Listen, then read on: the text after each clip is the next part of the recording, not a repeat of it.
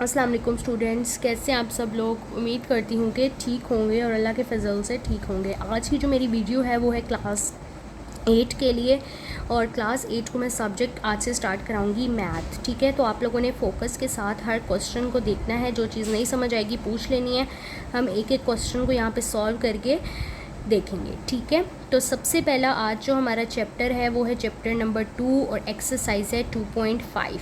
2.4 जो है वो बुक पे ही सॉल्व होने वाली है। उसके जो है ना, मैं आप लोगों को नोट्स प्रोवाइड कर दूंगी शॉर्ट्स की फॉर्म में। तो जो सॉल्व करने वाली एक्सरसाइजेज हैं सबसे पहले हम वो स्टार्ट करेंगे।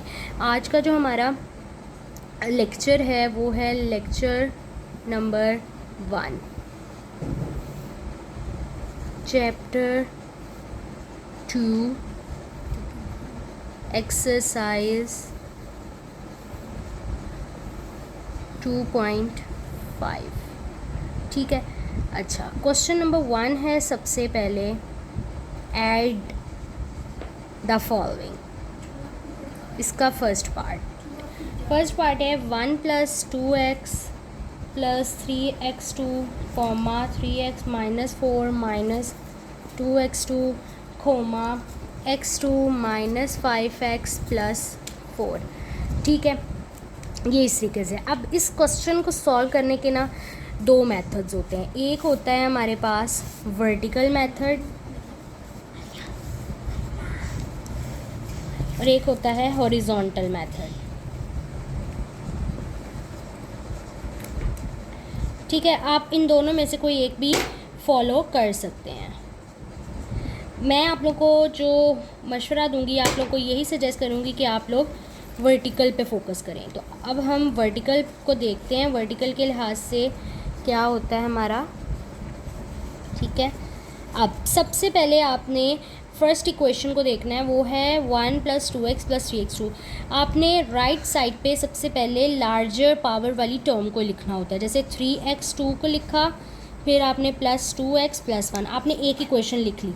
अब आपने इसके नीचे बाकी क्वेश्चंस की टर्म्स को विद साइंस अरेंज करना होता है। देखिए सेकंड इक्वेशन हमारे पास 3x - 4 - 2x2। ठीक है, अब इसमें आपने कुछ इस तरीके से अरेंज करना है कि x2 वाली के नीचे x2 वाली टर्म आए, x के नीचे x वाली टर्म और कॉफिशिएंट के नीचे कॉफिशिएंट वाली टर्म। ठीक है, अब -x2 है, यहाँ पे देखें -x2 है, इसको एज इट इज़ यहाँ पे लिख देंगे -2x2।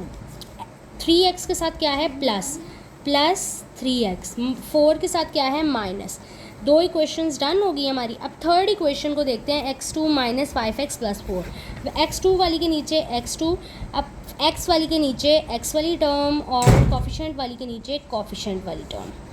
ये देखें, अब हमने यहाँ पे साइन डाल देना है प्लस का, यहाँ पे भी प्लस क्योंकि हम ऐड कर रहे हैं ना इसलिए। अच्छा, अब देखें यहाँ से स्टार्ट करते हैं, -4 और +4 ये काट दी और आंसर क्या आ गया +1।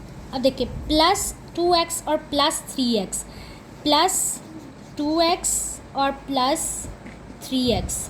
देखिए x +2 और +3 कितना +5, तो ये आ गया हमारे पास +5x दोनों को। अब +5x और -5x अब मतलब ऑपोजिट है, तो ये दोनों क्या कैंसिल हो सकते हैं, कैंसिल हो सकते हैं। यहाँ पे 0x भी लिख सकते हैं आप लोग।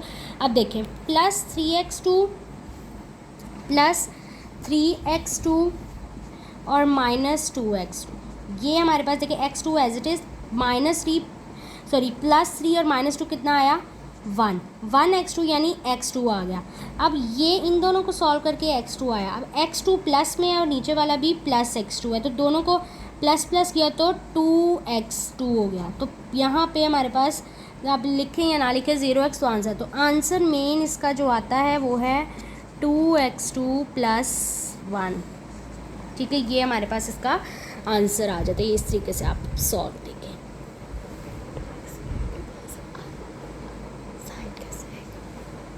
अच्छा, अब यहाँ पे है कि साइन किस तरीके से आते हैं।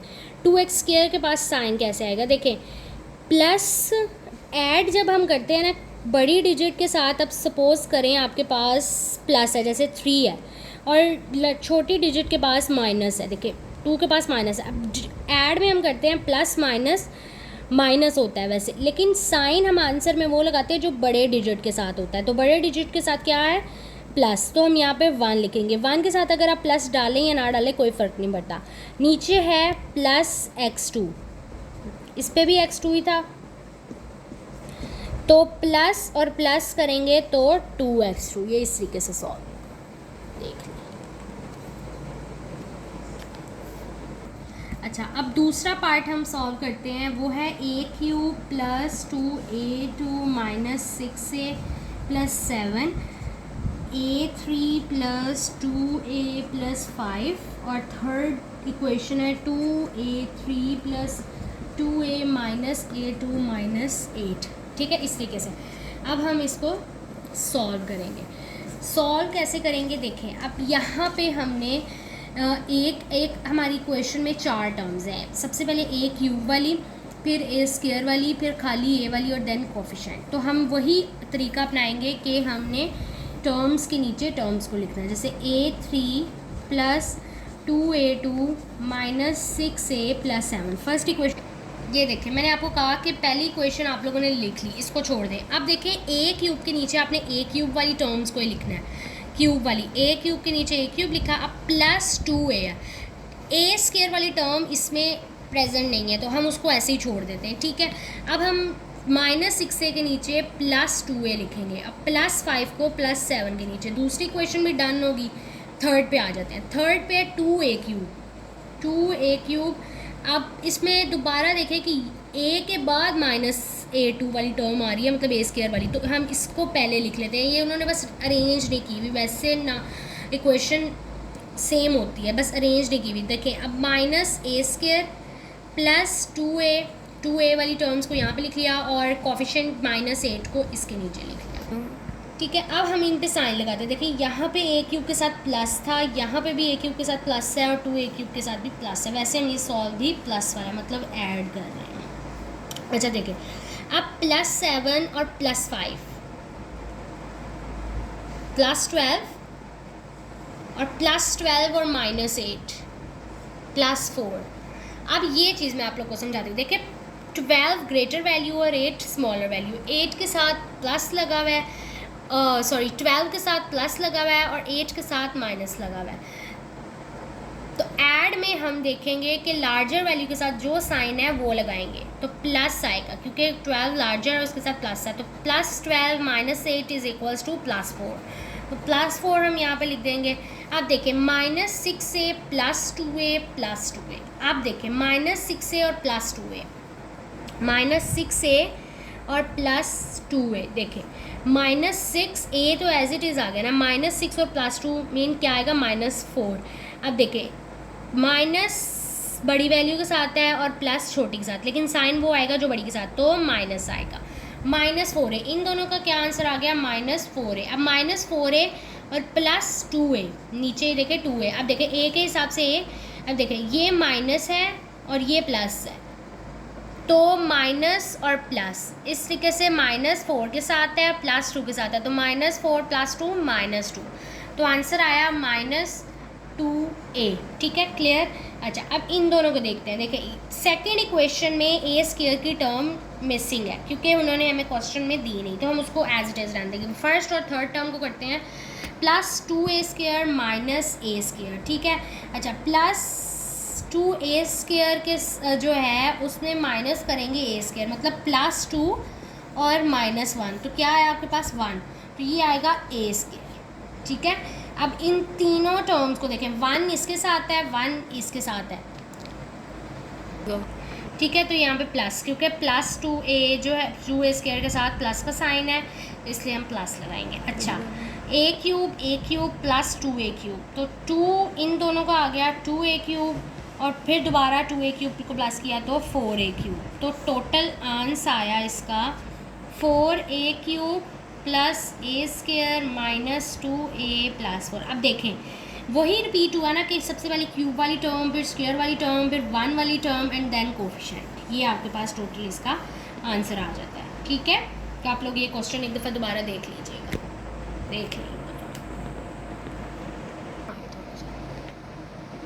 ये थर्ड क्वेश्चन है हमारा, a³ minus 2a² b plus b³ comma 4a³ plus 2ab² plus 6a2b comma 2b³ minus 5a3 minus 4a² b। ठीक है, अब इस क्वेश्चन को जो थर्ड पार्ट है ना, इसको मैं आपको हॉरिजॉन्टल वे में करना बताऊंगी। पहले मैंने दो आपको करने सिखाए वर्टिकल से, इसलिए मैं अब दूसरा मेथड भी आप लोगों को करके दिखा देती हूँ ताकि आप लोगों को जो आसान लगे आप वो कर लें। ठीक है, अच्छा इसमें क्या होता है कि सबसे पहले ना हमने टर्म्स को अरेंज करना होता है पावर्स के लिहाज से कि ए की पावर क्यूब है, सबसे पहले वो आनी चाहिए, फिर हमारे पास a² वाली टर्म आनी चाहिए, फिर हमारे पास b² वाली टर्म आनी चाहिए, एंड देन हमारे पास b³ वाली टर्म। सबसे पहले कौन सी टर्म? a³ वाली, फिर हमारे पास कौन सी टर्म? a² वाली, फिर हमारे पास सबसे पहले हम a³ वाली टर्म्स को अरेंज करेंगे, देन a², फिर b² एंड देन b³। ठीक है, लास्ट पे जाके फिर हम आंसर में रीअरेंजमेंट दोबारा से कर लेंगे अगर करनी हुई तो, वरना एज इट इज़ रहने देंगे। अच्छा, सबसे पहले आप देखें a³ है एक इक्वेशन में, दूसरी में 4a³ है, तीसरी में -5a³ है। इसको हम ग्रुपिंग कर लेते हैं, ग्रुपिंग दी लाइक टर्म्स। ठीक है, अब देखें a³ plus 4a³ plus 4a³ minus 5a³, ये अरेंज होगी हमसे इक्वल। आप लोगों ने ज़रूर डालना है, इसके मार्क्स वरना कट जाते हैं। ये तीन टर्म्स हमने अरेंज कर ली, अब इनको भूल जाए। अब आ जाए a² वाली टर्म्स पे। अब a² वाली टर्म्स हमारे पास तीन है, -2a² plus 6a² and -4a²। अब इनको अरेंज कर लेते हैं, -2a², ठीक है होगी, और फिर plus 6a² and then -4a², ये तीनों भी होगी। अब रहेगी सिर्फ और सिर्फ b² एंड b³। अब b² वाली टर्म्स को अरेंज करते हैं, इसमें b² वाली टर्म नहीं है, इसमें है और इसमें भी नहीं है, तो plus 2ab² as it is आ गया। अब रहेगी b³ वाली टर्म। b³ वाली देखें, एक प्लस b³ है, एक प्लस 2b³ है। ठीक है, तो हम इसको अरेंज कर लेते हैं, plus b³ and plus 2b³। ठीक है, आपने सारी पहले a³ वाली टर्म्स, देन a² वाली टर्म्स, देन b² वाली टर्म्स एंड देन b³, ये आपका ऑर्डर फॉलो हो गया। ठीक है, अच्छा अब इनको सम करना स्टार्ट करेंगे। देखिए a³ और 4a³ कितना हुआ? 5a³ एंड ये -5a³। अभी लिखते हैं ना, अभी मैं आपको आगे बताती हूँ। अब देखिए -2a² प्लस 6a², यहाँ पे सॉल्व कर लेते हैं, -2a² प्लस 6a²। अब a² एज इट इज़ रहा। अब देखिए -2 और प्लस 6 कितना हुआ? +4। अब साइन कैसे आया कि लार्जर वैल्यू के साथ देखिए प्लस साइन है जो कि 6 है, तो आपने लिख लिया प्लस 4a² लिख लिया। अब आ गया यहाँ पे एक और टर्म -4a²। अब इस टर्म को एज इट इज़, क्योंकि इसके हान का कोई नहीं है। ठीक है, अब देखें plus b³ and plus 2b³ कितना हुआ? Plus 3b³। अब देखिए यहाँ पे देखिए गौर करें, plus 5a³ and -5a³ both are cuts, plus 4a² minus 4a² both are cuts, and the answer is 2ab² plus 3b³। अब हम इस आंसर को अरेंज कर देते हैं। ठीक है, क्योंकि आंसर का अरेंज करना, कुछ एग्जामिनर्स होते हैं जो रीअरेंज आंसर्स को करेक्ट मानते हैं और कुछ नहीं मानते, तो हम फिर भी कर देते हैं।